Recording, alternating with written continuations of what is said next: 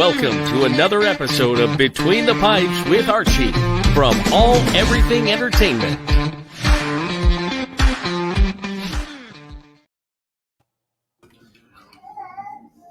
How's it going, everyone?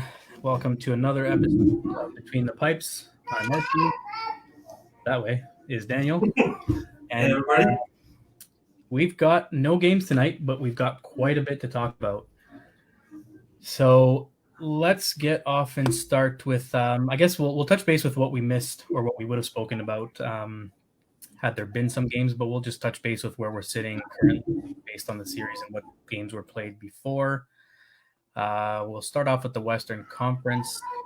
Golden Knights Canucks series currently tied at 1. Should have been 2-1 for somebody, but due to the boycott and the postponed games, we sit deadlocked at 1.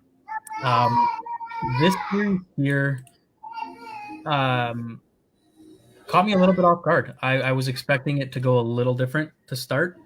I thought the Canucks were going to come out and steal the first 2 games, but I guess you can't really count out the Knights. They really know how to keep things interesting and keep themselves alive and in play. So at this point, after the first 2 games, I honestly don't have anybody I would say is a clear winner just yet. What do you think? Yeah, this series has been a tale of 2 games. The first game was all the Knights, and then the second game was all the Canucks. And it was just about who showed up when. And with the Knights, Marchand, who probably to this day should have stayed in Florida because of how well he was, has been playing his ass off right now, and he's been the unsung hero on that team with how he scores, his toughness, and just his will to want to win. And then on the other side, you got a young team in Vancouver where the young guy, Pedersen, has stepped up a lot each round, and it looks like he wants to win. And that's why Vancouver's still in it right now. And then they've had great play, all playoffs from Rangers, cast off JT Miller. And right now it's deadlocked at one game apiece. Yep, and there's no really clear player right now that's sticking out. There's a lot of guys out there that have 7 goals in so far in the playoffs, and it's impressive. I mean, it's going to be a tough one to figure out who ends up with the MVP of the playoffs. At this point in time, I think it could go to anybody. I guess obviously when you get down to your last 2 teams, more than likely it'll be someone in that series. So we'll move along with the other game here in the West. Dallas and Colorado. Dallas currently leading the series 2-1. I'm puzzled here. I actually thought the Avs would be out 2-0, 2-1 themselves, 3-0, but Dallas is really making some noise. I have Colorado to win the Cup. I still feel confident that they have a chance at this. I'm not sure how this little break is going to impact either team, but I think Colorado's going to tie it up, and this series may actually go to 7. Kadri continues to be hot. Another one of the guys who's got 7 goals so far, including a couple 2-goal games and a couple game winners. That last one, he scored a beautiful redirection in an explosive period. I think we saw 5 goals in a really short span of time. A really wild game, but Colorado came out on top in that one. And I believe their postponed game now brings them to a game on Sunday. So there'll be one of the games on Sunday. We've got 5 games being played Sunday. It'll be interesting again with the delays. I know we and you were talking earlier with regards to, I think Philly's got 3 games in 4 nights or something like that. Yeah. So it'll be interesting to see how tired these guys get now. If this 2-day break, or I don't want to call it a break, but this boycott period, if it will benefit any of the teams or if it'll hurt again with being still for 2 days. Who knows what's bound to happen, and if any injuries may occur, or if they got any guys that might actually heal up and be better. Yeah, this series has been the big question with this was the injury to Grubauer, and I believe it was tied when he went out, and then you put in an inexperienced goalie in in his place, and it shows because he gave up a few goals right away, and then in game two he got lit up, and it's just unfortunate for a team like that to where they lose their goalie who had experience here and then experience in Washington, playing a lot of games, to a guy now who's playing right now who had not that much. Mhm. And Dallas has basically just taken advantage of it. Dallas has been playing for a few weeks, and they were just in a pretty big series with the Flames, and that's carrying over right now where the Avalanche really weren't in a series with the Coyotes. They basically got done in, was it 5 games, and then Yeah. in the 4 games that they won, they dominated. Yep, I can't wait to see this next game. It sucks that these games are on late because they're on that West Coast bubble, but I'll definitely be watching that next game on Sunday night. So we'll move on to the East, where we've got the Lightning and Bruins. Lightning are up 2-1. This is huge. This is really big because Boston seemed to be gaining momentum out of the last series, and Tampa Bay, they've been pretty consistent. But I saw with Brad Marchand starting to play better, and they're getting a little more productivity. Pasternak coming back into the lineup. I thought Boston was going to be unstoppable as usual, but Tampa Bay is giving them a hard time. It's been another entertaining series. They're up 2-1, and they also have their postponed game being played on Sunday as well. Your thoughts on this? I thought basically the first game was a very good game that Boston pulled out, and then the next 2 games I just feel like Tampa took it to them. They went with a different game plan.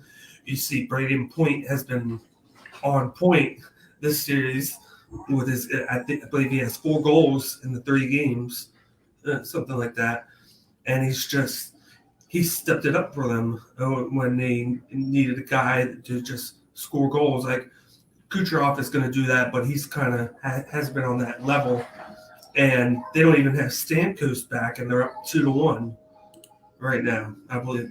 Yeah, 2-1, yeah. Yeah. And they've gone with like a different lineup, and then Boston just said that they were going to go with a more defensive heavy lineup now, where they're going to maybe do 1 extra defenseman to counteract the offense of Tampa. And it could work, but it remains to be seen, but they need to do something. And then Halak has to play a better game here. This will be a big game for him. Absolutely.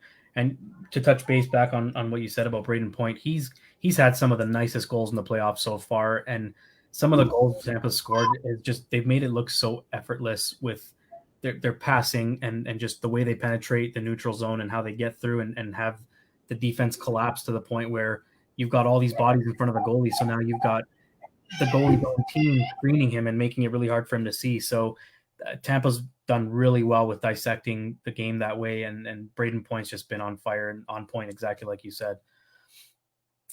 So here's the series that interests you the most. Flyers and Islanders tied at 1.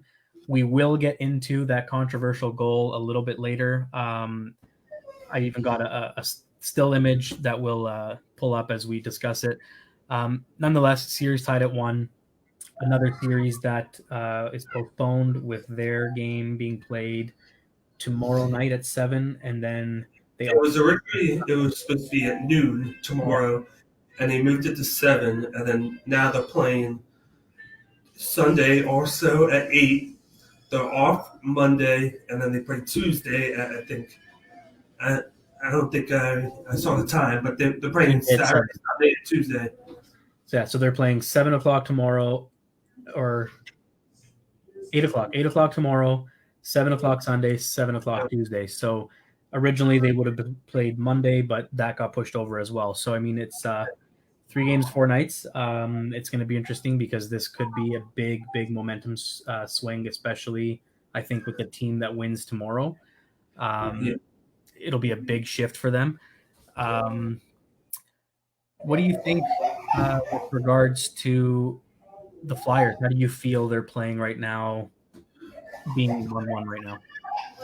They came out game one. They were just sluggish. They weren't ready, and the Islanders took it to them in that game. And then I almost had to turn it off because they were just letting easy things happen, and then goals going past Hart. The defense hasn't been playing well this series, but it was encouraging to start of game two, the way they were able to offensively get it going. Giroux looked motivated. He had a nice play on the first or second goal where he hustled down and then he set up the goal, and then he just looked, like I said, motivated. And then now you got him going. Couturier had a goal, which is encouraging because he wasn't scoring. Guys that you wanted to step up are stepping up now. Yeah, in the third period, they let the lead slip away. As you said, we'll go over the one controversial thing. But as soon as they went to overtime, they hustled right away. And in the first 2 minutes, Philip Myers, one of your young guys, 6'4", 6'5", went and scored and gave them the W. So they were lucky not to be down 0-2, but now it's tied 1-1. And they should be lucky right now that they have Carter Hart in goal. And you mentioned the 3-1 lead. That has been the thorn in everybody's side, or the Achilles heel, as you might want to call it. I thought the Leafs were the only team that suffered from that 3-1 deficit, and it's been unbelievable this year. That 3-1 going into the third period is not safe for anybody. I think we've only seen one or two games where the team that actually had the lead still won the game. But it's been crazy. Like, I cannot believe the amount of goals that are getting scored and the comebacks happening. It's almost like you don't want that 3-1 lead because it's just in their head. It's a psychological thing. I don't know what it is, but 3-1 leads, it's anybody's game. And then the team that's down 3-1, they know right away. We got to score quick. We got to put pressure on them. And then as long as we are only down by one within the last 5 minutes of the game, we can go for broke, get that extra man, and then try and tie it up. And then you do that, it's a momentum stealer because you're down 2 goals and now you're tied, and it's in your favor. Absolutely. So I'm still sticking with my same predictions. I'm still calling Canucks in 7, Avs in 6. I don't think the Avs are going to do it in 6 anymore. It would be very difficult to do that. And Canucks in 7, is that even possible still? Yeah, they're tied at 1. It's possible that – obviously it would be possible at 7. But the Avs series being 2-1 Dallas, for them to take it in 6, 3 straight, I don't see that happening. And in the East, I'm still sticking with Flyers in 5. Lightning in 7. Now, I'm not sure the Lightning Boston series is going to go to 7 anymore. That may end sooner. I think if Boston ties it, there's a lot. I think it may go 6, but something tells me I don't think that series will go to 7 anymore. But I do still think that Tampa's going to win that one, and your Flyers will come out on top against the Isles. And then we look at your picks. Obviously, in the West, we had the same thing, just different game. I might change it. The Avalanche. I don't know if I think the Avalanche are going to win now because I just looked it up, and Grubauer is out indefinitely, and they don't know when he's going to come back. And then Johnson, I think the defenseman's out too indefinitely. So that's 2 pretty important guys on the back end of your team that aren't there anymore, and they're already down 2-0. So 2-1. What was it? It's 2-1 in that series. Oh, yeah, they got the one. They got the one. Oh, okay. But I mean, you're right. That's a tough comeback to make now with Grubauer not being in the lineup. Yeah. He's stolen a bunch of games for them. So I mean, we know they can score goals, but now it's a matter of can they help their backup goalie and try to steal some games here. We got Tank chiming in with wow. Get that.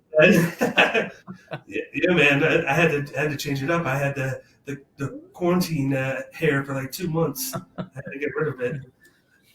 And then Star's still at least not making the Avs an easy series. That's true.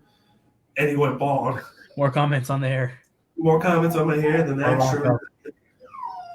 So quick touching base on who wins the cup 3.0. I still think Colorado. You're obviously still sticking with Philly. So now we get into the good stuff. This is becoming a regular segment now, though. What the 2020 like? This is just every night there's something to add to this list. I'm gonna have it scroll along the bottom. We'll talk as we go through. John Tortorella fined another $25,000 this playoffs after the Blue Jackets were eliminated. Did you watch it? The press conference? You see how he just stormed out? I'm not surprised. I didn't watch it. There's no need to because you know it's going to happen every time. Well, they were asking questions, and they were trying to be positive and saying, what positive outcome or what do you take away from this? And he answered a couple of questions, and then you could see him rolling his eyes, and he said, I'm not going to sit here and talk about the positives. You know what?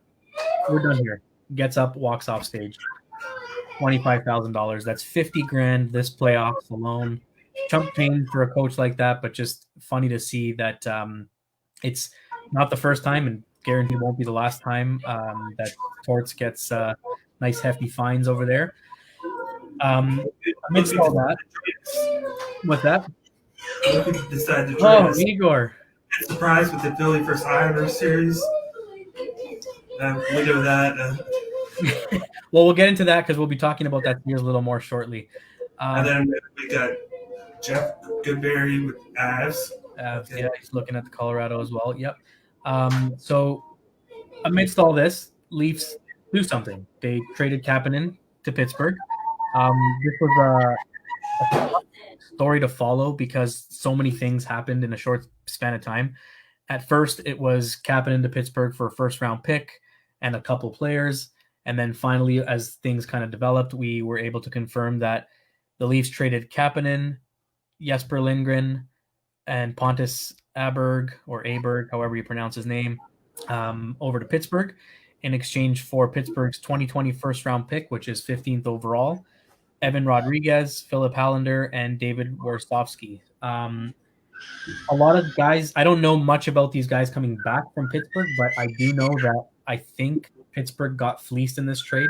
I'm not saying this because I'm a Leafs fan. I'm saying this because this helps the Leafs a lot because now they would have been forced to protect Kapanen in the expansion draft because more than likely he would have been picked up. So now by trading him, we get a first-round pick, which we did not have because it went to Carolina. So we get that pick back, and also one less player you got to worry about losing in the expansion draft that we don't need to protect. So I think this was a really good move by Dubas. Kapanen gets to go back where his career started, where he got drafted in Pittsburgh. He sounds like he's excited to be going back and get a second shot with the Pens, especially with them talking about him potentially playing on one of the top two lines, which is huge for him. Exactly. And then I don't know why the Pens made this move with all the agent guys. I guess they just think that they need to go now because sooner or later they're going to have to rebuild the team because Crosby, Malkin, Hornquist, they're all getting old. Mm-hmm. And I guess they feel like he's a player that could help them now. I don't think it puts them over because it still doesn't help their goalie situation where they just went out and said both goalies are available. They're not strapped down to either one of them, which was shocking. I thought they might have come out and said, hey, Murray's available, we're going to keep this guy. But they went out and said both of them are available, we're not held down to either. Mm-hmm. And then you go and trade for a player to play for now. So that's just something we don't know. Whether trying to go for another person's goalie. Well, I can't speak to Pittsburgh much, but I am hearing rumblings now. Again, rumors. There's only so much truth to them until they actually become reality, if they do. But some rumors out of Toronto are suggesting that the Leafs are looking to move that first round pick that they just gained. Igor here. Happy birthday, man. I'm not giving him that. Happy birthday, Igor. No, I don't know if it's your real birthday, if you're just trying to get me to say that. But if it is your birthday, happy birthday. I will say this: Go Flyers. I will say that. I got the Leafs here. Yeah, I'm pretty upset about it. His Pens made some silly moves there, but so I don't think the. We'll get back to that because I was actually watching the game live while talking to Tim there, and it was pretty crazy because the score just kept changing. So with the Leafs, in addition, I think they're going to take that first round pick. It is a deep draft, but I think they're going to take that first round pick and try to utilize that in order to answer that big question as to what are they going to do about their defense. So the rumors, again, very, take this with a grain of salt. Out of Toronto is that they may potentially be looking to move that first round pick along with Andreas Johnsson and Timothy Liljegren. Nick on here saying Big Lee's on a hockey show. Yeah, I am. You spelled my last name wrong, but thank you for it. Thanks for tuning in. So they're talking about that first round pick, Andreas Johnsson and Timothy Liljegren to St. Louis for Colton Parayko. Now, I know the Leafs have been chasing Parayko for a while. I think that's too much to give up for him. I'm not sure that would be a wise decision if Toronto were to make that move, unless there's more coming with Parayko. I know the Leafs were also looking at potentially obtaining the services of Pietrangelo, which would be huge as he becomes, I believe, a UFA at the end of the season. So that's money. That's a lot of money. So I can see why they may have to move more players in order to get less players. I just don't know that this move for Parayko would be the right one for them. Maybe if they can make that move without losing out on that first round pick, or maybe just one of Liljegren or Johnsson. Not sure, but again, huge rumor, could very well be nothing but. But I do know that the Leafs have expressed interest in trying to get Parayko the last 2 seasons, so anything is possible at this point. And what did I say about if they had the first pick, if they were able to get it, which they almost did? That it was something where you would have to think about, even though he's a great player right there at 1, you would have to entertain the idea to maybe trade down and get extra picks to where you can get somebody of a defenseman that could plug in there, because Lafreniere is going to be a great player, it looks like, but he's not going to help you on the defensive side.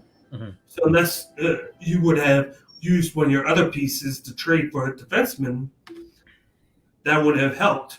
But I do like this idea from Nick, goes to Toronto for that first. It's something you can. I know that Ghost was another player the Leafs have been chasing for a few years as well. Because right now he's on and off with playing with the Flyers, because usually he doesn't play defense. So I don't know if you use him for offense, yeah. But right now, like he is playing decent defense when he's on there.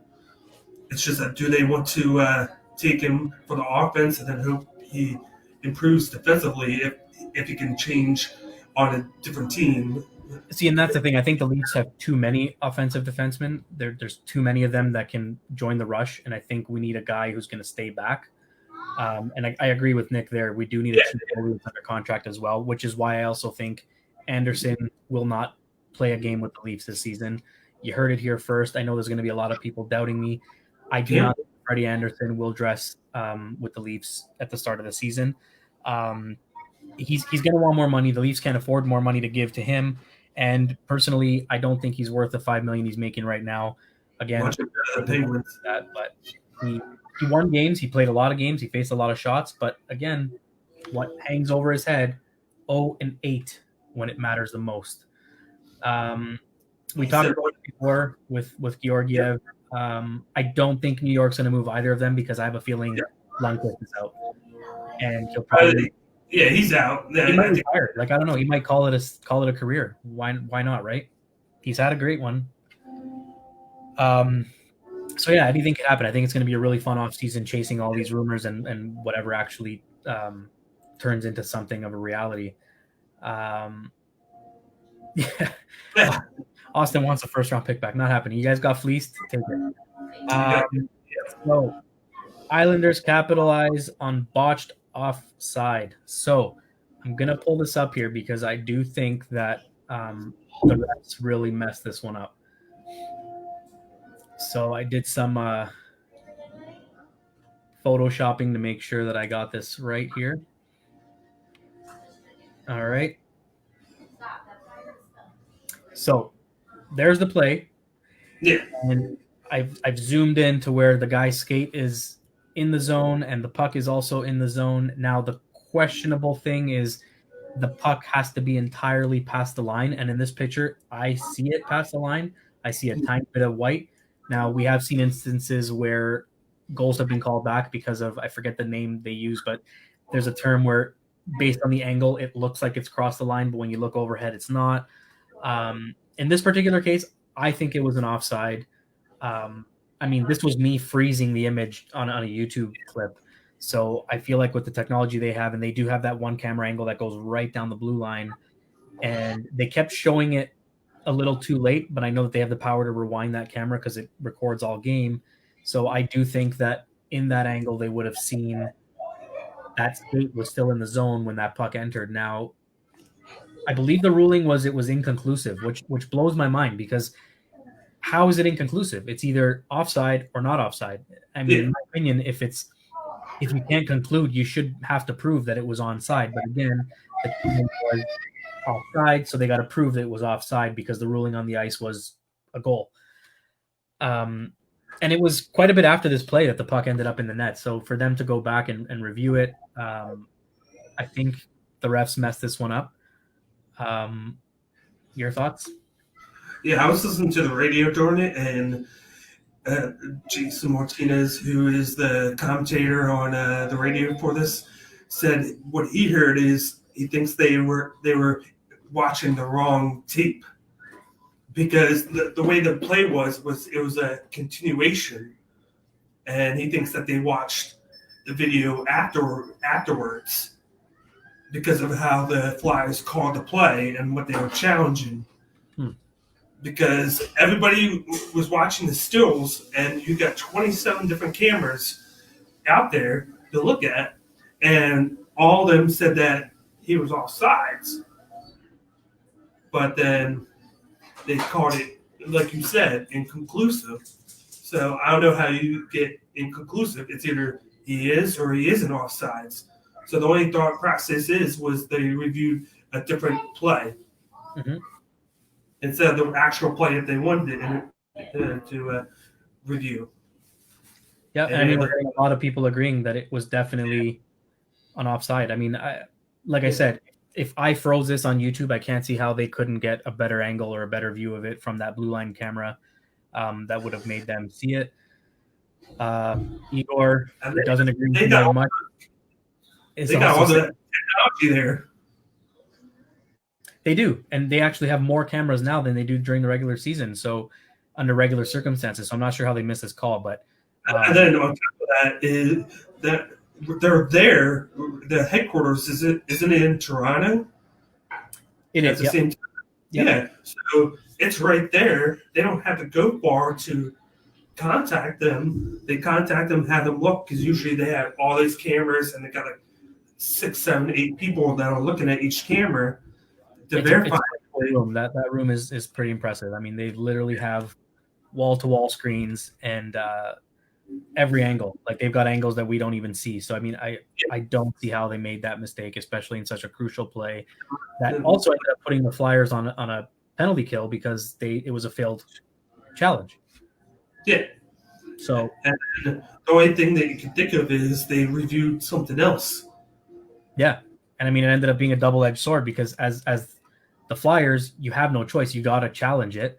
Yeah. You challenge it, you lose the challenge. So now you got scored on and you go on the penalty kill. So it kind of sucked how that all worked out for them. But, I mean, it was a good game nonetheless, but that call really changed things in my opinion. Yeah. Luckily, they came out in overtime and played their ass off in that 2 minutes and scored to get the win still. So. Yeah, so we've seen some pretty bad calls. That was probably, I'd say, so far, I think that was the most controversial one. That it was clear as day in my opinion, but clear as mud in theirs, I guess. And again, it was left that it was inconclusive. Um, Before we move on, we had a comment here from Nick regarding Kapanen. Says Pittsburgh needs players now to play on Crosby Malkin timeline. It was a bit much, but that first was not helping Pittsburgh. Agreed. And a lot of people who were saying that Malkin and Crosby, their time's kind of now, exactly as he says here. Kapanen's a good player. I mean, he's not a bad player. I don't want to see him go. I would have rather seen someone else leave Toronto, a couple other guys before Kapanen, but it makes the most sense. I mean, you can't just get rid of what you don't want and expect good in return. So it helps them play now. Yeah, it helps them play now, and then for you guys, you get a first round pick back that you gave away, and then you can possibly use on defense, or if you want to use it to dangle in a trade. Yep. So Igor asks, what's the take on boycotting with the NHL games? So that was going to be the next conversation piece here. So what we know is basically what ended up happening was NBA, WNBA, MLS, and MLB all boycotted in the same day, with games being postponed.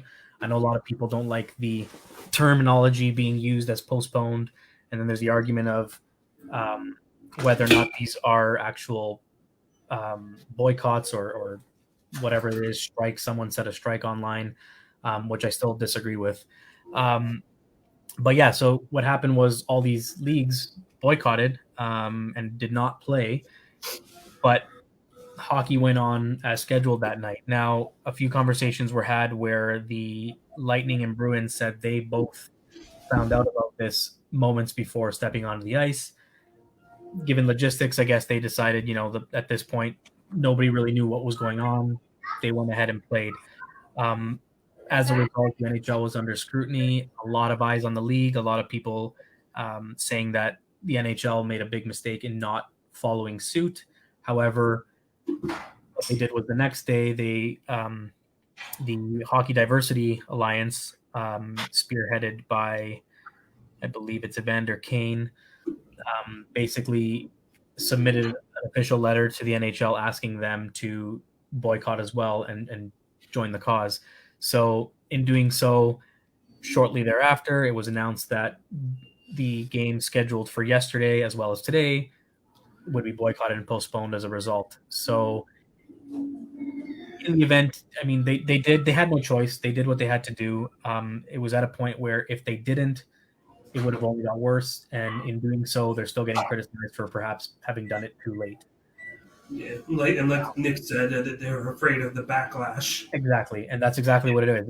It is sad, but I feel like they should have done something sooner, but I think maybe timing may have not have been there. I don't know whoever makes that decision or how it all works. See what happened, and then like the last thing you want is you don't want to do something and then find out that, hey, why did we do this?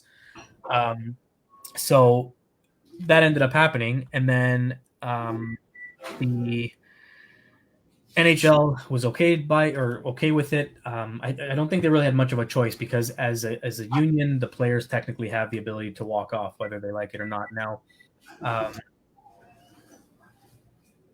and Derek is saying that they didn't have time. Technically, they could have just not stepped on the ice and just called it as it was. But again, I agree. I think that logistics kind of made it difficult for them to make that kind of a decision to just walk off. I think it would have been really irresponsible of them to do that last minute like that. And unfortunately, as a result, it gave everybody time to jump all over the NHL saying that they handled this poorly and that this is not the way they should have done it and whatnot. So I think either way, they did not have it. The NHL had no chance. And Nick says, fan base is not the same as the NBA. They should know their fan base and cater to them, not the media. Agreed. Again, very valid point here. Basically, the NHL took their stand, and I believe Bettman came out and said that as far as he knew, the players did have the options to protest in their own ways. However, there was no indication that anybody would be walking out or boycotting or just not playing, or opting out of playing. They're just playing nice with all the other leagues, and they're like, okay, we'll do what you're doing. We're postponing it. We didn't really want to, but we don't want any backlash, anything on us. So we're doing it now. They were playing the waiting game, and then that's why it took so long. Yep. And now that night between the Bruins and Tampa Bay, they did have a moment of unity, which also was criticized. I thought it was nice. Somebody went as far as counting 33 point something seconds. Igor says, "Oh wow, you postponed your games. Want to prove you're really about change? Quit your multi-million-dollar jobs and soft privilege lives playing a kids game. Take a massive pay cut." That's what Colby Covington said. Yeah. The UFC fighter. He said that towards. I think he said it towards LeBron. Yeah. So what a lot of people are arguing is exactly what Derek is saying here. Is it's been said that sports is what brings people together and that it unifies because it doesn't matter what race, what gender, what anything, culture, religion, all that gets kind of put away. And sports allows people to unify, to compete, and to have one goal and eye on the prize type of thing, with all that being irrelevant. Now, not that I'm trying to say any of this should be looked at as irrelevant, but again, they did hold a moment of unity prior to the game. They had all the screens, advertising and indicating that, they do care and that they're trying to make a change. So some people weren't too impressed with that. They didn't like that either. It gets to a point where you can't please everybody. And I don't know what more people wanted out of it. The NHL did what they had to do. And I think they still, they did it yesterday, today, no games played. The players came out. The Hockey Diversity Alliance came out and made their statement out of the Edmonton bubble. And now Evander Kane, along with that letter, they also sent a proposal to the NHL with a few things they'd like to see happen over the next few years moving forward, where they get funding for the HDA through a form of warm-up jerseys. They introduced these all black on black or black on gray jerseys that were pretty cool. I'd like to pull those up so you guys can see them as well. But basically, he suggested the introduction of these jerseys in an effort to sell them through Fanatics, so that they could raise money and allow that to be put into a program where they can help to raise awareness and all that. So it's one of those things where they're trying to do what's right. And I think what's right is here, educating is the big thing. I think a lot of people have lost touch with what the actual cause is because there's so many things going on. I think people have lost understanding as to what racism is and what the issue is at hand. And I saw one guy over the weekend or during this week saying, "Oh, the hell with all sports. I'm going to keep watching European football." And you follow European football, and I'm sure you'd agree that that's one of the most racist is the European football leagues, especially in Italy, with Italian-born players being victims of racism, and there's no room for it in sports or anywhere for that matter, and it's gotten to that point where I think people just don't get it. They don't understand what the actual issue is. And just to go back on that. So this is what the one jersey looked like that they gave an example of with Colorado. You see it's got the UDA HDA logo on it. So just a warm-up jersey, just, to kind of give them something to allow sales with money going towards the cause. And then there was a sample of the Flyers one as well, which is right here. I'm sure you'll like this one. I think they're pretty cool. They're nice looking jerseys. Yeah. I like the concept. It just so happens it's the two teams I have in the Stanley Cup Finals, so So yeah, I mean, a month ago, this alliance got together in the NHL and they spoke about it and they introduced all the players and basically went through what their goal is as a committee and what they want to do. And I think at the end of the day, they're trying, they're doing the right thing, and to see the support they got from, I believe who was that was talking yesterday? Was it Ryan Reeves was the one who was leading the conversation, and he looked around and said, there's a lot of white guys here, and to see them being the ones to kind of reach out to say, hey, we need to talk, was a big deal.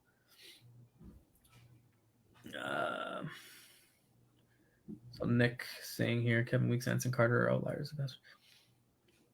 I'm not sure. I mean, I think there's a lot more. You got the Subans to look at here. Yeah, I mean, it doesn't necessarily have to be guys that are in the playoffs, but I mean, it's everybody. Like, this committee consists of Joel Ward, Anthony Duclair, Trevor Daley, Chris Stewart, Evander Kane, Wayne Simmons, Nazem Kadri, Akeem Aliu, Charles Officer, and Matt Dumba. So I mean, they've got the representation. There's 10 guys alone right there, and I think they've got a lot of people that are going to be supportive of it. I know Shattenkirk yesterday had a lot to say about the whole situation, and he's on board as well. So with regard to this question here, when they start back, so they're looking at things starting back up on Saturday, tomorrow night, with a bunch of games that were scheduled for Monday, for example, being pushed. So they're going to just basically push games over to the point that there's going to be a lot of 3 games in 4 nights for some of these teams. The first game is at noon. Yeah. Noon, Tampa and Boston's at noon, then Philly, New York is at 7, and then the Knights and Canucks at 9:45. Mm-hmm. Before we continue this conversation, we just want to help spread the methods in which you can follow All Everything Entertainment and all the ways you can follow us, find us, listen to us, watch us, whatever the case may be. We're everywhere, man. So check it out.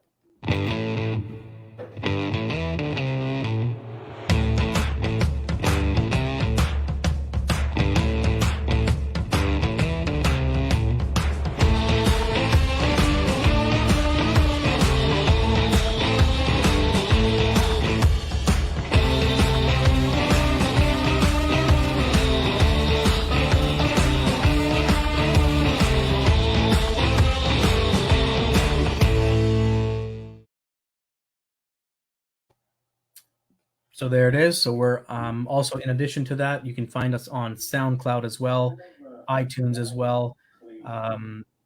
Every time right after the show is gone and done with, the audio file gets uploaded to SoundCloud within moments thereafter.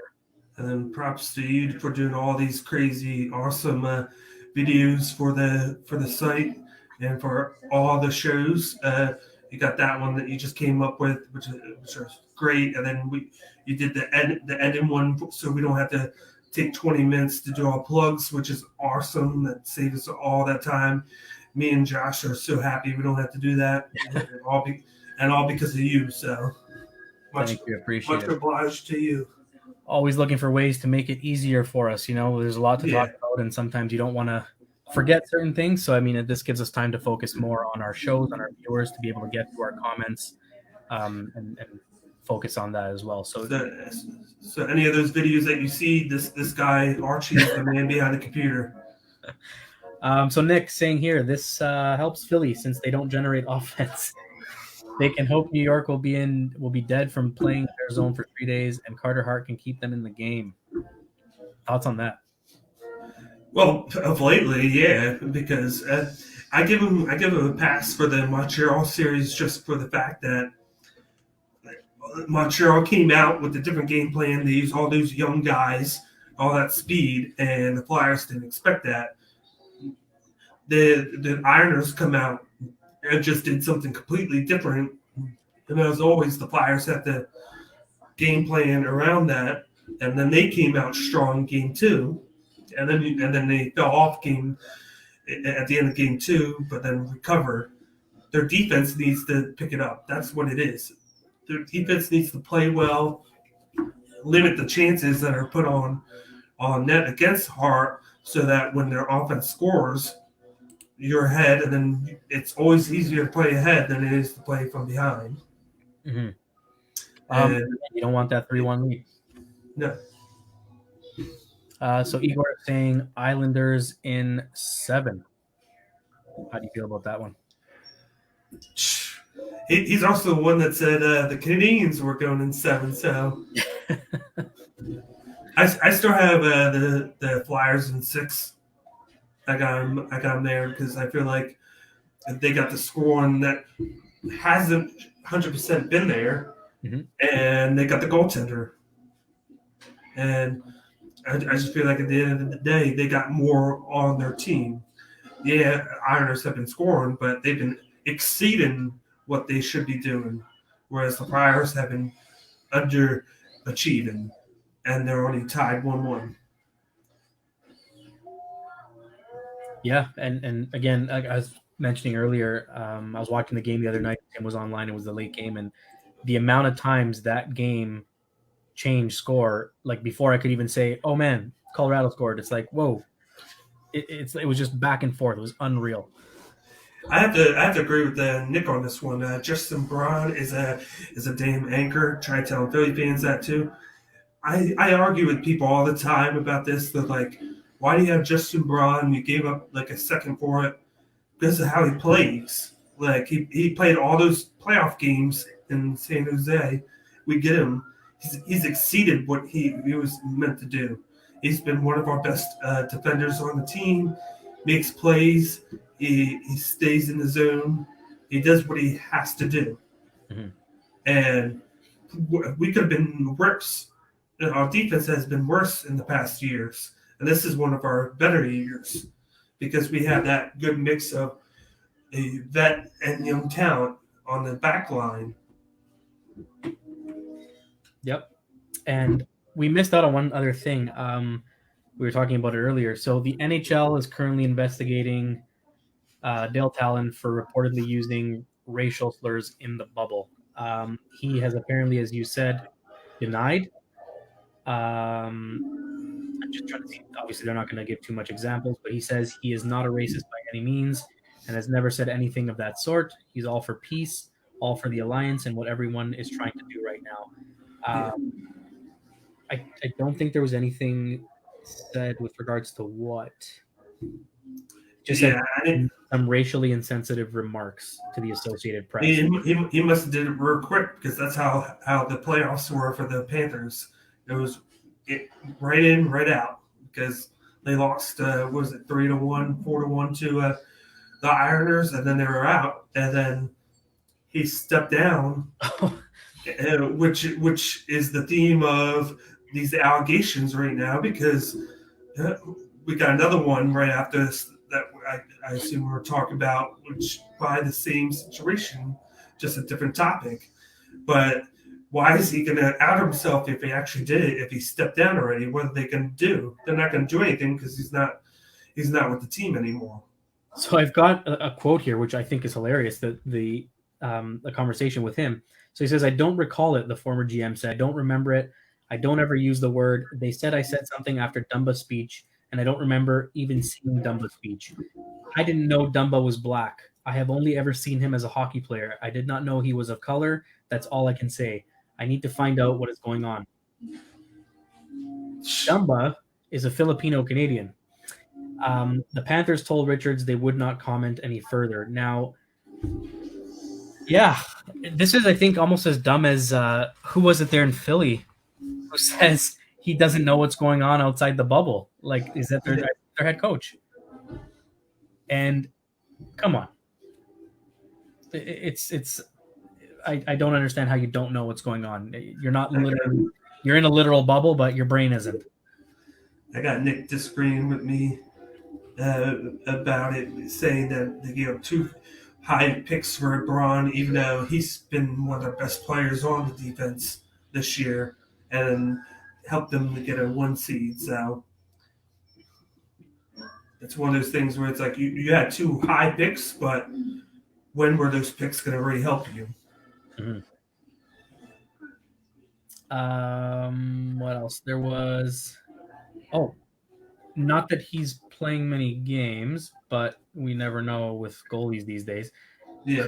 McElhinney, did you see his new mask? Not yet. I heard about it, but I didn't see it. Up with What's his name? I believe the company's called Dial Airbrush or DL Airbrush or something like that. And it's basically they came out with this mask for him, and it is, as Tim would say, hot. Like, this mask is just unreal. They did a amazing job with getting this mask done really quick last minute. I'm just going to pull up an image here of the left and right side. So here it goes. So again, really nice work done here.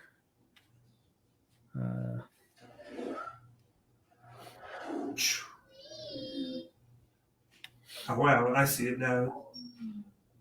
Look at that detail. Yeah, let me just pull it up so everyone else can see it as well.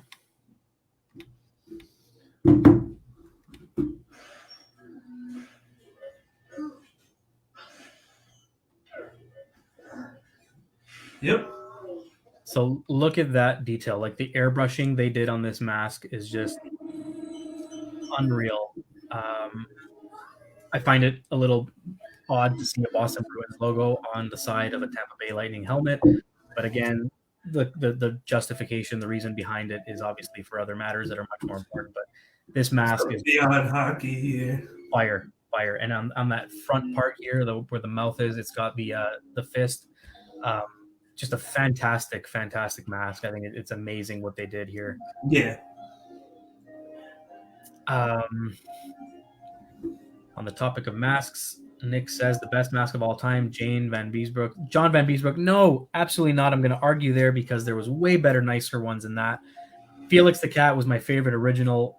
If you want to talk about a cat or feline, Cujo's rabid dog mask was fire as well. Van Beesbrook, I think, would have looked nicer, not in Florida colors. I think it would have looked a lot cooler on a different color theme. I think Florida's colors just didn't do it for me. Did not do it for me. I'm sure if Igor is still watching, he's going to come out now and say Carey Price has the nicest mask ever. I think it looks like a toilet seat. He still thinks the Canadiens have a shot at winning the Stanley Cup Finals. He's going to chime in. I know it. I can already see it. He's typing right now. He's ripping his keyboard apart. We will win in 10 games. Just looking through some more headlines to see if there's any updates in the NHL, anything on injury standpoint. We still have no word on Steven Stamkos. I'm wondering if these couple days might help at all, but there has not been any word yet.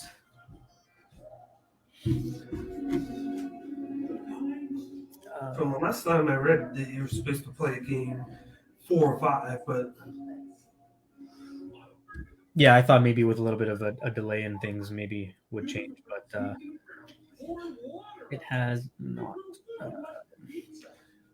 So who's been your player so far that has wowed you in the playoffs among all teams right now? Right now, Pedersen, Vancouver, because I knew he was. They took him a couple of years ago. I believe he was in the top 5. He was picked in the top 5, and they had high hopes for him. And then with them having all this young talent there, and then they brought in JT Miller and then a couple guys to play along him. He has, since the first round where he was kind of slow, he played well, but he was kind of slow. He has picked it up this round and playing like the player that he should play. And this is a Vancouver team that we didn't expect to go this far. And we expected them to probably make it going into the play-in. But if you would have thought at the beginning of the year that Vancouver would be one of the 8 teams left, we would have been laughing because they don't have anybody crazy coming into this year. Their goalie, Markstrom, has been shoddy at best coming in. But then this year, it all changed, all because of just a few moves. And he's been like, I like watching Vancouver play just overall. They're a fast team, young, just it's like watching like a team in like the AHL or something because there's so many young players and are on an NHL team, which you don't expect to. You expect to have more vets on the team, but not mostly young guys. I'm gonna say my surprising player's got to be Kadri, only because after watching him play for the Leafs the last 2 years, um, I liked him. I was upset when he left or when they moved him, especially looking at what it transcribed to in Toronto, with Tyson Barrie being nothing but a Barrie. He's done absolutely nothing for the team. But regardless, I mean, I think Kadri's done what I wish he would have done in Toronto in the playoffs, rather than getting suspended 2 playoff series in a row, 2 years straight, and ending up hurting the team. He has turned his game around, on fire in Colorado. And I'm not sure how many people have noticed he's actually wearing that A on his chest. So that just goes to show what Colorado believes in him and how they feel about him as an impact player on this team and as a leader. Yeah, he has a role. He didn't really have a role in Toronto, and I don't think they wanted to give him a role. And he comes over to the Avs, and they're like, "You don't have to be the number one guy. I don't have to be the two, but we want you to be one of the top 3 guys on the team, and we want you to play, and we want you to score, rather than just be a tough guy." And that's working for him. He's putting up all these goals in the playoffs right now, and it feels like his coming out party as an offensive player. Yep, agreed. I just want to touch base here on Igor's comment. So he says Bergevin is going after Crawford. Crawford might have played his last game with the Hawks. Crawford also, I believe, is coming off a $5 million contract. If I'm not mistaken, the Habs are already paying Carey Price an astronomical $10 million. You are okay with Montreal tying $15 million in goalies? That's insane. That is insane, and I don't know how Montreal could even make that happen. And to bring as a backup goalie to Carey Price, I don't know if Carey Price is even going to want to stay in Montreal. He may handcuff them and demand a trade out of Montreal, in which case Montreal is going to have to eat some salary because there's no way anybody's going to What's going on, Tyler? Contract. What's up, Tyler? Anders Lee must better at driving play than box scores. Very good player. Yep, absolutely. He's a good player, yeah. He's one of those guys that does exactly that. He can read the play. He can make things happen. Doesn't necessarily end up on the score sheet. We got the cash. The player. Yeah, you got the cash all right. But yeah, Anders Lee is definitely a good player. One of those guys that's kind of an unsung hero, if you want to call it, underrated player. Didn't they bring him in right after they got rid of Tavares? Tavares. Oh no, he was on the team already. They just made him captain. That's right. Yeah, because I know. I still say it's crazy that the Islanders have been better than Toronto since that happened. They've made it farther in the playoffs each year.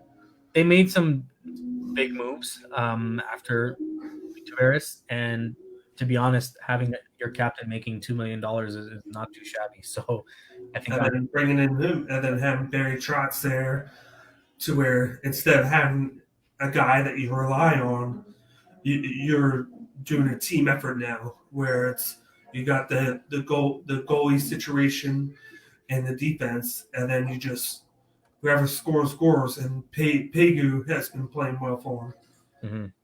Mm-hmm. And yeah, just like Nick Pegu, I like that guy. He's been playing great in the playoffs. He had another one who's 4 goals against was it Florida? No, Florida. He had 4 goals in the Capital series, and then he had a couple against Florida.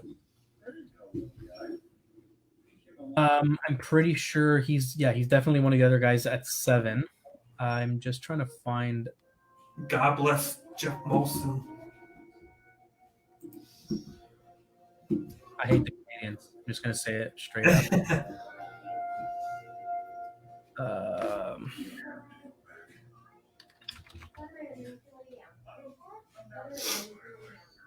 But Pajot was one, and there's another guy. I forget the. On the Ironers. There was someone else who's basically got like crazy points. And On another team or on the same team? He was on another team. Is it Why can't I find the stats for Horvat? Horvat? Well, Horvat is huge for Vancouver. Yeah, he has 7 goals or 7 or 8 goals for Vancouver. No, he has 8. He has 8. Okay, so I'm in a hockey pool, and I got to say, during the draft, it was a time draft. So if you pick your player within that allotted time, the system automatically chose the player for you. So I accidentally missed it or what I did. I don't know what I did, but I missed my spot, and it automatically assigned me Bo Horvat. I was so mad. And I said, I would have never picked that guy. Why would I hated it. I was so pissed. You're not hating it now. No, he's been a stud. Like I can't believe it. That was the greatest mistake that could have happened. So I was just trying to track down NHL. Igor again. I can't say the same about the Leafs. There's no one I hate more than the Bruins. Sigh. Agreed there. Okay, so found them. So this is pretty crazy because I can't believe I forgot to mention his name. Nate McKinnon. Nate McKinnon has been an absolute beast for Colorado. He's got 20 points in 11 playoff games so far, 7 goals, 13 assists. He's 4 points up on Pettersson and also with a game in hand. Unbelievable. Heiskanen in Dallas, another 15 points in 12 games. Unbelievable. Watch Pettersson get like 4 points now. Yeah, and then also Rantanen in Colorado and Kadri. Colorado's got a lot of guys. They've got three of the top 6 current highest point in the playoffs. Well, they just scored 6, and then in one of the games that they lost, they had 4 or 5. Mm-hmm. And Brad Marchand is a little bit lower on the list, but he's creeping up. He does what he always does. He just does his thing, scores clutch goals here and there. And as much as I hate the guy, he knows how to play when he needs to, and he's a difference maker. Looking at not necessarily, vintage Pavelski. Oh, yeah. Just like we talked about it last week when the Flames were up with 3 seconds left, and then he scored, sent it in overtime, and then I think he had a hat trick that game. Yeah, and they won it overtime, and it switched the series up because Calgary was playing great until then, and then from there on out, it was all Dallas. Yeah, they took all the momentum, and it's crazy because Colorado's even got Cale Makar, who's a plus 11. Like he's lights out right now. He's playing great. Yeah. Nathan McKinnon is also leading with 52 shots on goal in the playoffs so far. So I mean, it's. But the problem right now with the Colorado is they're scoring 5 goals, but then they give up 4 or 5 goals. Mm-hmm. Because they won the other night 2 days ago, but then they gave up 4 goals. They've given up a lot in the past 3 games because of the goalie situation. Speaking of goalies, the best goalie right now, statistics-wise, is Markstrom in Vancouver. He's 8-4 in the playoffs. Although Varlamov is 8-2. So put him higher with for the Avalanche. They gave up 5 goals game 1, 5 goals game 2, and then 4 game 3. Oh yeah, it's the floodgates are open there. It's just a matter of with the Stars. It's a matter of can they keep it under that so that they can win like 4 or 5 to like 3 or something like that. Now looking at other stats for goalies. John Klingberg shot is Shea Weber-esque from point. I've always liked him as a player. He's been good. I like him there. They got a nice mix of guys on that team. Of course, they got Ben on there. They got how can we forget Tyler Seguin? They got him on there. He's another one who's slowly creeping back up to playing back to his potential. I mean, he's a good player. He's a great player. So I think we're going to see a lot more of him if the Stars end up taking the series or stretching it and winning the series. I think we're only going to see him improve as they advance. I'm happy for Nazem Kadri. Avalanche are utilizing him the right way. Yeah, they definitely are. They're not. They tried to use him as an aggressor and as a physical force on the team, and unfortunately, he couldn't control the temper, and players got under his skin, and it led to the Leafs being penalized a lot. So he also drew a lot of penalties for the Leafs. Yeah. But you're right. I think they are using him a lot. It's how I feel about Sean Couturier. For his first couple of years, I felt like they utilized him just for the defensive forward spot because of how bad their defense is. And then in the last couple of years, he's picked it up offensively. I kind of feel like right now he's gone back to that, but then you see flashes here and there of him going back to doing all of it, being the number one defender on the forward line and then scoring. So hopefully he picks that up. Mm-hmm. Hey, Daniel, I lost my house. I was so sure Sean O'Malley would get the KO. See, that was crazy. Like, they say that he checked the kick, and then that's what hurt him. But he stumbled twice. It was the injury that he had to begin with, and then he re-injured it. You could see him plant twice, and then he just broke down. It was a freak accident, you would say, and then it happens. I think he'll recover from it. He'll probably have surgery on it this time to fix it, and then he'll be fine. So we got Boston have him away. Chiarelli, worst GM in NHL history, did it in Edmonton also. So I think he meant say they gave him away, and he's. I think he also gave Hall away. LOL, ironically. Well, it didn't. He did, but then it didn't really do the Devils any justice either, because then they gave him away to the Coyotes. So, and you see where the Coyotes are at now. So, I can see what Edmonton was doing, but the player that they got back isn't producing. Edmonton had no choice though. They had that having so many first round picks ended up killing them. Did they? It looks like they may have moved the right guys. I'm not sure. Neil Yakupov was kind of the bust in all of it. Yeah, but I mean, and that could have been Toronto. Like I said, that could be a similar situation like Toronto, where you get too many guys on the offensive side, and then you're not bringing anybody on defense.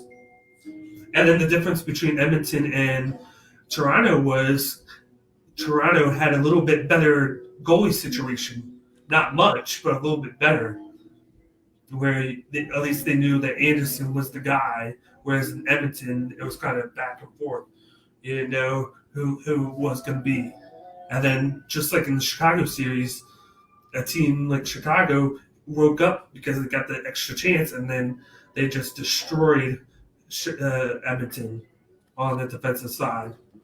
And I think Edmonton at one point was even relying on Ben Scrivens as one of their goalies, I believe. Yeah. And I mean, they went through some struggles. I think the goaltending was a big problem for them for a few years. So, yeah, you're right. I mean, having all those players and not having a goalie to stop the pucks was a big problem for them. And Toronto's got a lot more problems than just a goalie. I mean, it comes down to what will they do in the offseason? Will they do anything or will they do nothing? I think this move right now was the beginning of more to come. And the funny thing with Boston was they traded Kessler out to, I think, Toronto to make room for Seguin. Yes. Yep. Yeah, and that was when every game they went to Boston, the cheer "Thank you, Kessel" came out. Yeah. And because Tyler Seguin was a monster for them, and then just like when the Leafs got Tavares, the "We don't need you" chant came out with the Islanders, and it's unfortunate, but I do have something. Speaking to that I'd like to show you guys. Give me one sec. You do that. I'm looking over that trade right now. How crazy it was. So with respect to the Islanders fans saying, "We don't need you" to Tavares, this is probably my favorite autograph piece that I've got. And it's basically, I'll raise this up so you can see it. Yeah. Look at the faces Lakers fans. And that was when he scored the game winner, I believe in overtime. And the faces, like that face there, the guy in the background raising his hand. You did need him. We need him. But not for the playoffs. Edmonton wasted high picks on Yakupov, Eberle, and the guy who went overseas because he was so bad. Moved Hall for a third defenseman. Kucherov is the guy who was stiff. Like I didn't mind Eberle, but the other guys I agree with. Then you got Fire and Ice, the Rocket, Richard Riot, highly recommended. Nothing is recommended when it comes. It's on Amazon Prime Video. Not sure. It won't be on Netflix. It's only shows that are worth watching. So you won't.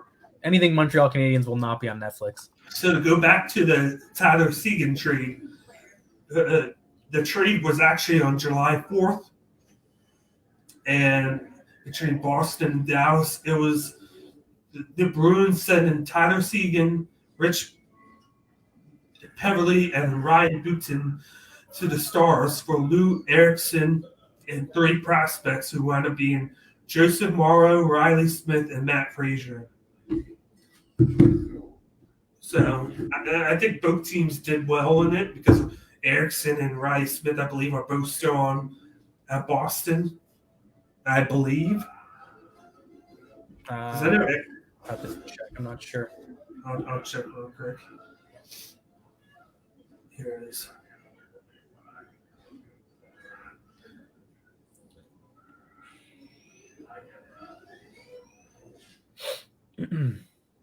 Actually, they were. I don't think they are anymore.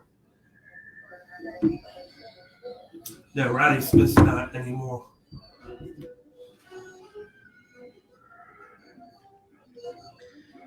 Okay. So Nick says Louis Erickson sucked. They got stuck with his contract. Riley Smith's on the Knights. Yeah, I was gonna say he's on Vegas. Yeah. Yeah. I think they got him like 2 years ago. All right. So, looking back, so with the games continuing back tomorrow, for anybody wondering, we've got And Erickson's on the Canucks. He's on Vancouver? Yeah. Okay. Yeah, so sorry, back to the schedule. So Saturday, tomorrow, we've got Tampa Bay, Boston starting things back up at 12 p.m. The Lightning currently lead that series 2-1. At 7 p.m., we've got the Flyers and the Isles. That series currently tied at 1. And the late night game at 9:45 p.m. is the Golden Knights and Canucks at 9:45 again. That series is tied at 1. And again, those are all Eastern time. Igor says the Canucks are hoisting the Stanley Cup. I don't even see the Canucks coming out of the series, to be honest. Vegas is just too strong. I think Vegas just scores a lot, and I don't know. I mean, don't get me wrong. It could go either way, but I don't think the Canucks are winning the Cup, even if they get past Vegas. And that's a big if. Yeah. But I did think that they could take down Vegas because Vegas is old on the blue line, and I think that they can wear them down with the speed. They'll definitely need Leonard to play at his best, which I, in a greedy way, do not want him to play very well, because if Leonard does play exceptionally well, which he is playing very well right now, there's a very good chance that he stays in Vegas. That being said, another thing I forgot to mention earlier was that picture that Fleury's agent posted on Instagram following the announcement that Leonard would be getting the start in Game 1 with the sword stabbing through the back with DeBoer's name or De Beer's name on the sword itself. Could that be the end of Fleury in Vegas? The Vegas best expansion team of all time. They were never bad, which is unheard of. Yeah, and the big thing with them was those deals where they would get first-round picks that pick players, and both times they did it, the 2 players that they got back were one of them was Mercier, and then the other one was starts with a K. Carlson. Williams Carson. Yeah, Carlson and Marcia So were too big. Because Columbus didn't want to give up Foligno and then your buddy Dubois. They didn't want to give up either of those guys, which is crazy that they're throwing guys for them to pick and they're playing great. Like, yeah, Carson's not playing like he did the first year with the 40 goals, but he's still producing. And then Marchand has been the best player on that team for the past couple of years. Yeah, Marchessault's been one of those guys that I didn't even know who the heck he was, and then he developed himself a name in Vegas and how he played. And I was actually just reading an article about him, how they are saying that Jonathan Marchessault's trademark tenacity defines the Golden Knights. Yeah. And it's true. The way he plays, and his name is constantly in every conversation with the word Vegas attached to it. So he's been incredible for them since the team actually entered the NHL. He says Stone is grossly overpaid.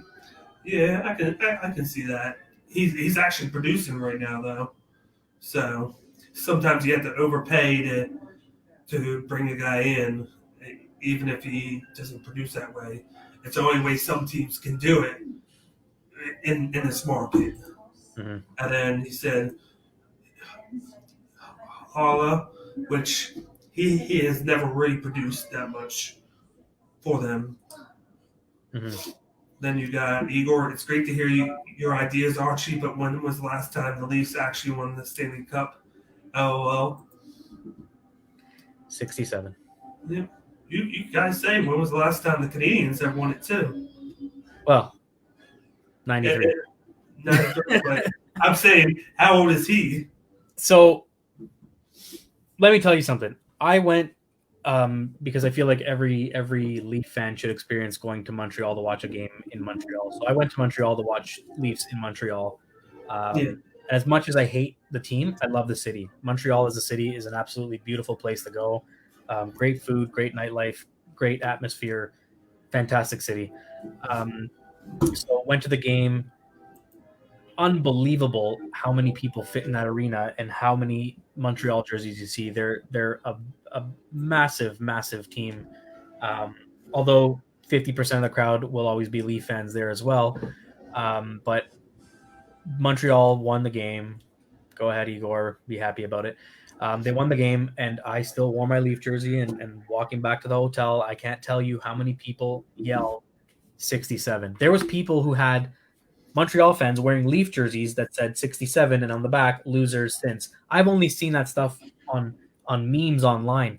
Montreal fans actually buy that and wear it to the game to throw in the face of Leaf fans. And I think that's crazy, but great place to see a game. I'd love to eventually be able to say I've watched a Leaf game in every single NHL arena. Probably not going to happen. But yeah, whatever, Igor. 2021. I don't know if I could survive a road trip with that guy to Montreal. I'd never hear the end of it because his brother's a huge Montreal fan too. Nick says he wants Canada to. Beer's on me. So Nick says he wants to come to Canada to have a not a Putin, it's a poutine. But yes, fries with cheese curds, amazing. I actually had one the other night. You could add so much to them, like it's crazy. Fantastic food. Actually, my friend actually took a bus from here all the way to Toronto, and I think he had to get off twice. He said, because he went there for some convention, but he said he had that. Like he said, he took a bus, took it to Times Square. He got off, got another bus, took that to Buffalo. He had to get off for 10 minutes, go back on, then he crossed the border, and then he was in Toronto. And he said he had that. Then he said he had that, and he said it was really good. Essentially, it's fries and gravy with cheese curds. Yeah. And obviously, the hotter the gravy, the better it is because it melts your cheese, and it's just fantastic. And it's just your stomach won't agree with you when I say it's fantastic, but in the moment, it's the best thing you can have. But yeah, fries and gravy, man. All right, so I was trying to refresh. There's nothing else, no other news, no chatter going on. Did you want to bring up for a couple minutes the Arizona Coyotes draft picks? Right. Okay, Arizona. So they forfeit their 2021 first or second rounder and their 2022 first rounder, I believe it was, or it might be 2020 and 2021. Essentially, they are basically forfeiting their next two picks, with their second round coming first, and their first round is the second pick they're going to be losing. I'm just trying to pull this up because I wrote an article on it the other day. And yes, here it is. So they are forfeiting their 2020 second rounder and 2021 first rounder. Reason being is they were caught conducting physical testing on 2020 eligible players who would have been eligible for the combine. So this is essentially kind of like tampering in the NBA. This is something you just do not do. You don't physically test players that are eligible for the draft that year for the combine in advance. They tried to pull a fast one. Obviously, they got caught. Didn't work out for them.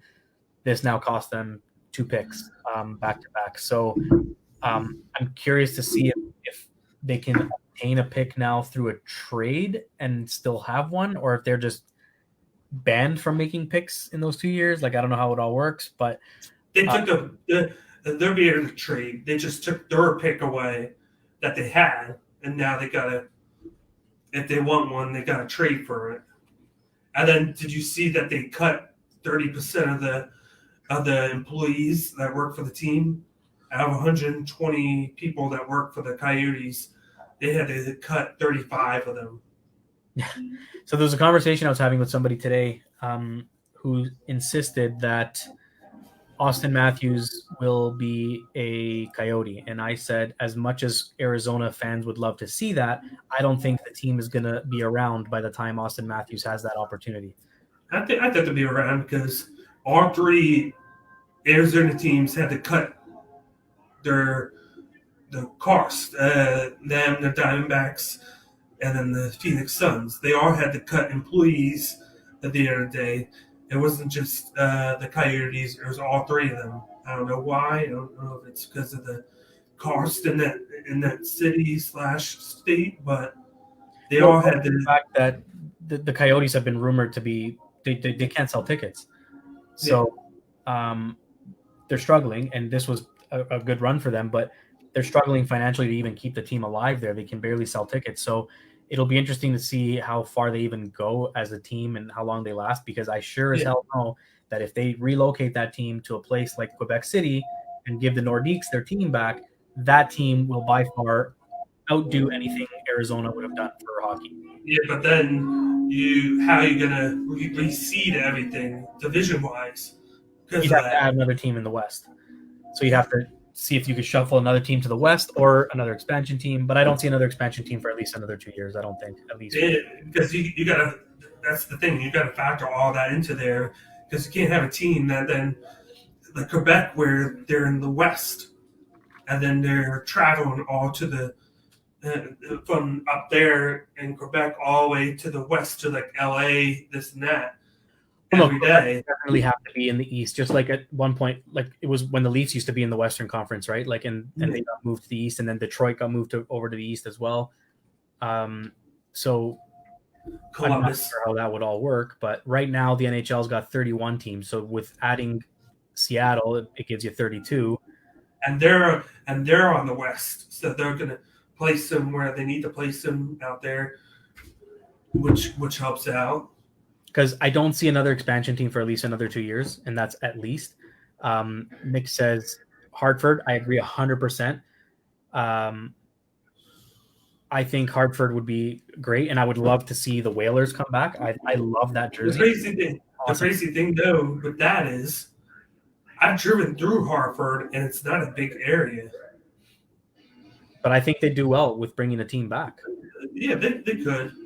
They do. That's not a big area, and then they have they already have an AHL team that plays in that arena, which is a Rangers affiliate team, the Hartford Wolfpack.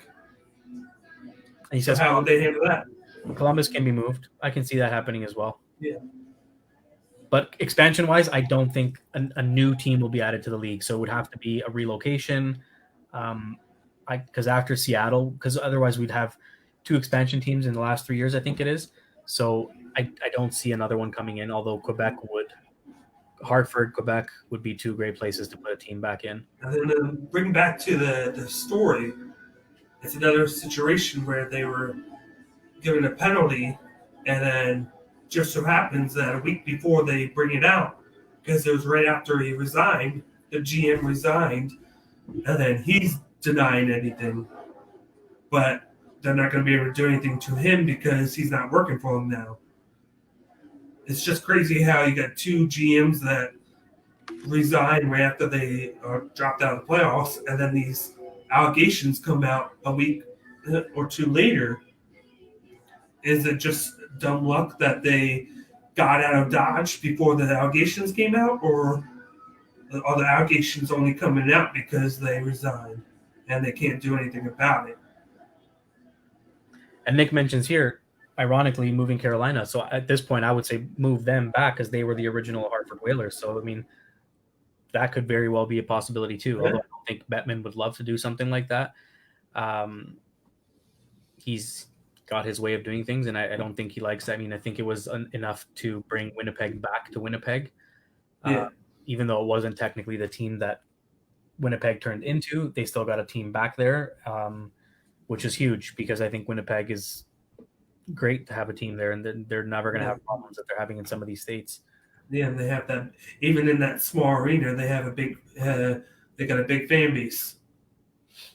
Did we discuss last episode the potential opportunity or the potential discussions on next season, what they were talking about? No, I don't think we did. So another conversation that came up was the potential of next season being played throughout, I think it was 7 or 8 bubble cities in the NHL, with the thought process being that they would all be in Canada unless things change in the US from a COVID perspective. So what they said it was going to be is they play in groups of 7 games, and then they transfer to the next bubble city. So they kind of just keep rotating throughout. And that'd be interesting. I'm not sure they're going to get buy-in from the players, though, if it ends up being all in Canada. I don't see that happening. I know the MLS is doing that right now. In a certain way, they got like a region where you have like 6-7 teams right here, and right here, right there, and then you play all those teams 2 or 3 times before then you move to another region, and then you play another group of teams. Yeah, so that's what they were talking about, and they were looking at like in groups of 7 games. I don't think they want to mean to do it. I think because they don't plan on playing until December, January anyway, and I'm hoping by then that everything will get died down a little bit at least. Well, I think you don't need the players too. I think you can't take these guys away from their families for an entire season. It'll cause more problems than it needs to, and I think emotionally and mentally, it'll just cause issues. I mean, if they can't figure out a way to make a whole season work, I don't know. I don't know that it's ever going to be normal again per se. I don't think the Jaguars are going anywhere, just for the fact that the Cons have so much money. They own 2 sports teams, the Jaguars, and then they own Forum FC, and then they own AEW. So they're not going to have to go anywhere anytime soon. Especially there, they usually do that lending game, and then that lending game makes them so much money. Now, is he referring to the Jaguars, the NFL? Yes. So here's the thoughts on the NFL coming to Toronto. I know that it's been talked about for many years, as far back as the days of even Wayne Gretzky being involved in a group of people who wanted to try to bring an NFL team here. I believe John Candy was involved in that group as well. And there was talks of the Buffalo Bills, obviously just between distance being the closest team. Now, I don't see that happening anymore. I think Bills Mafia is too big to to big allow fan base. that. Their fan base is just madness. So Yeah, it won't happen. I can't see why Toronto couldn't get an expansion team. I'm not sure how the NFL works when it comes to expansion and whatnot, but I feel like the only issue putting a roadblock to Toronto having an NFL team has always been corporate sponsorships, American sponsorships, and broadcasting rights. That's where are been they going to play? for playing. So obviously, I'm not sure you know Toronto at all, but there is tons of potential for space to put an NFL stadium in Toronto. Yeah, In particular, there's a park called Downsview Park, which is 25 minutes from the downtown core, close to all major highways. Yeah. Lots of availability for parking. Tailgating would not be a problem. So the space is there. It would generate a ton of revenue for the city of Toronto. It would be huge. But again, the thing always comes down to sponsorships, corporate sponsorship, and television rights, because obviously the U.S. would want all the rights to that. yeah. And you also have to think about it. They have a Canadian football team there that they could. Well, the Yeah, CFL exactly. has a specific fan base, and there are crazy Yeah. hardcore CFL fans out there. Unfortunately, I've seen the Argos win a Grey Cup on 2 occasions, and Yeah. it's forgotten. By the next day, nobody's talking about it anymore. It's unfortunate for these guys because for them that's their career, but it doesn't get the attention anywhere near that an NFL team would get. So I think with the CFL not playing this season and then getting denied for that huge loan they asked for from the federal government, getting denied there, I can't see the CFL bouncing back into profitable numbers again. I could see this, but just logistically, it would never work with the team playing in London because they would be flying too damn much, and then it's too much lag time for a team.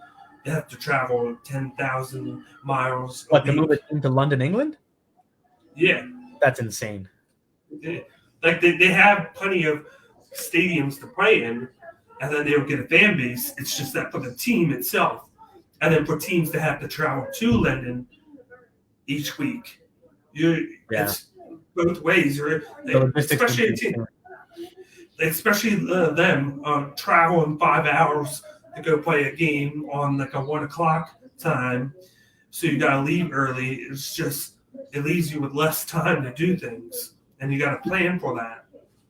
And then what if they were to play a game in London on a Sunday, and then have to go to the West Coast to play a Thursday game? Yeah, I can't see that happening. I can see Toronto or Canada in general, but Toronto being the city, getting a team before that ever happens. Mentions Hamilton again. That's another city, big CFL city. They've got the Hamilton Ticats, which is a massive fan base. There's actually way more Hamilton fans that watch CFL than Toronto fans. And when Toronto and Hamilton play in Toronto, all you see is black and yellow because that's the Hamilton colors. So that is another option, and it would be great for the city of Hamilton. I'm just not sure that it would make the same amount of money it would make if it was in Toronto. They play once a week if there's one sport it's two awards than in NFL. Like I said, the only problem with that is you got those times where you got to play on Thursday. They try and get every team to play on Thursday, and that's too close-knit of a time, and the only way they could probably fit it in is if, say, that both games were at home for the London team or if they're away. But then if they're away, you got to hope it's like this year with New England. New England has a Sunday night game in L.A. at the new L.A. stadium, and then they play Thursday night 3 days later against the Rams at the same stadium. So they have 2 games in 3 days, but it's in the same stadium. So it kind of worked out for them where they don't have to go anywhere, and they're playing at the same place at the same time. So they could make it work where they could basically have the team playing in London would have the bye week the following week. It would be a nightmare to schedule, but that's the thing. You can't just figure out the one team. You got to look at every team. Everybody's playing. Yeah. So it's just a nightmare for the logistics. Ideally, I'd love to see an NFL team in Toronto. I'm not a huge NFL guy, but I think if Toronto got a team, I'd definitely jump on board. And again, it would make the league money. It would make the city money. Everybody involved would make money. So I think it's just a matter of time before it eventually does happen. Yeah, so I think it would come down like Nick's saying here, like scheduling would be a nightmare, but logistically, I'm sure they could figure something out. But anyways, we're at about that time. We are basically gonna reconvene next Friday. We'll look at where things pick up and where they left off after the. You might have a couple. Hopefully, you have a couple eliminations. Yeah, we will more than likely have some eliminations by then, with 3 games and 4 nights being played. I got Igor, Adesanya, or Costa. What's your prediction, Daniel? This is a tough because I never want to bet against Adesanya, but Costa is a big guy and he's a power puncher, and then he could use that to his advantage against Adesanya. But right now, unless I see something differently, I can't bet against Adesanya right now. Like, I want to, but I'm too afraid to. It's like trying to bet against John Jones. You just don't want to do it because the last couple fights, Adesanya has come out bad, like slow and lazy, but he hasn't had to do anything special to win. And this guy could be able to take him out of that, but this could be another fight where Adesanya could show up because he's motivated and then just whoop that ass. Point blank. And then... All right. So that being said, so Tuesday night, I'll be appearing as a guest on the boardroom with Josh.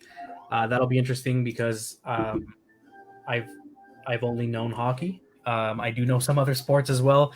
We'll talk about other stuff there, and hopefully I get to bring some hockey into his world. So that'll be Tuesday night. And since we're on the topic of other shows, check it out.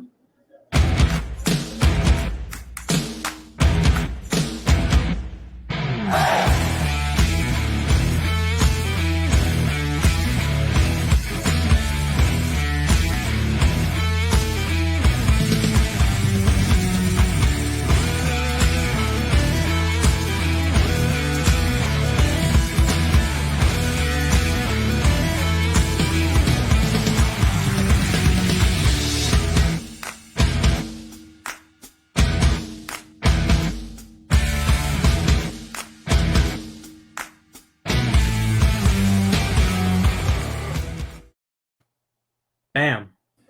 Time saved. Exactly. It saves 20 minutes. All right, guys. Thanks again for joining us. We'll see you next week. Take it easy. You too. See ya. See ya.